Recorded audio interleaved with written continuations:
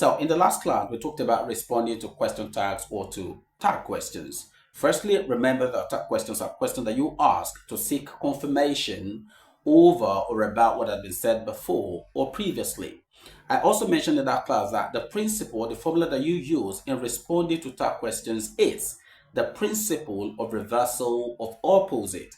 Right, in that the rule you apply while responding to tag questions is different from the rule you apply while generating tags from statements.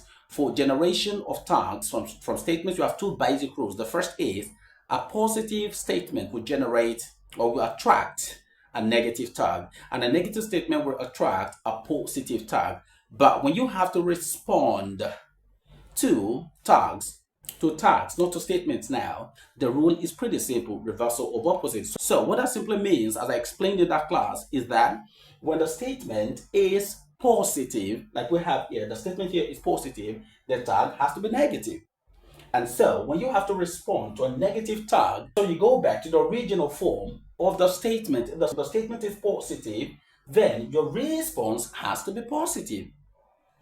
If the statement is negative and the tag is positive, then your response has to be negative.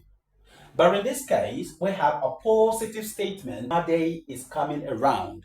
Made is coming around. This is not made. This is not an English word. It's a name, by the way. Made is coming around today or coming around whenever. Made is coming around. So isn't she, isn't he, isn't Made coming around? Of course, he is.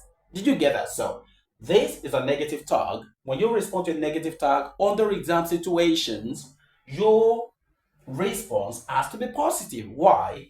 That is because the original form of this expression is positive. Therefore, your answer is going to be a positive response. So we know that option A and B are incorrect.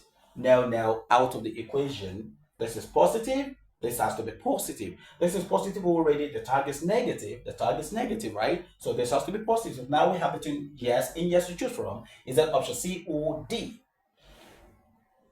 So which option do we go for? Is it yes, option C? Is it yes, option D? Okay, that's right. D is the right answer. Well, this is wrong. What makes this wrong is the lowercase y. When you want to start a statement or an expression, a sentence in the English language, you should start with a capital Y.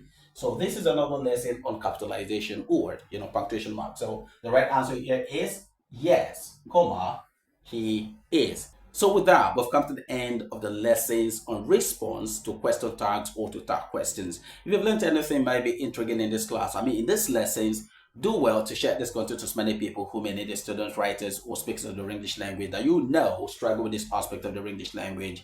See you next time, but remember to keep speaking right and keep learning right.